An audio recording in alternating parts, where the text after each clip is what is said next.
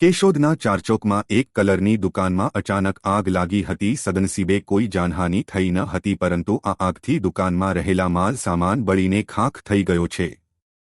કેશોદના ચારચોક પાસે આવેલ શિવ કલરમાં કોઈ કારણસર આગ લાગતા દુકાનમાં રહેલ માલ સામાન બળીને ખાખ થઈ ગયો હતો અને આ આગની અસર બાજુમાં આવેલી દુકાન ભરત ઇલેક્ટ્રોનિક દુકાનમાં પણ થઈ હતી અને તેમની દુકાનનો માલ સામાન બળી ગયો હોવાનું જાણવા મળ્યું છે।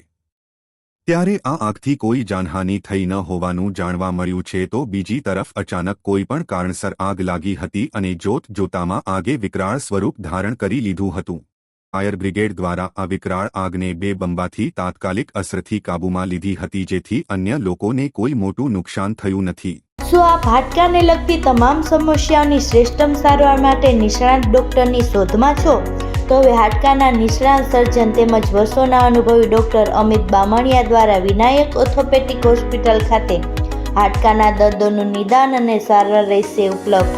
સાથે અહીં ગંભીર પ્રકારના ફ્રેક્ચરના ઓપરેશનો, ગોઠણ, ખંભા તથા શરીરના અન્ય સાંધાઓની સારવાર, કમર તથા સાયન્ટિકાના દુખાવાની સારવાર મળશે।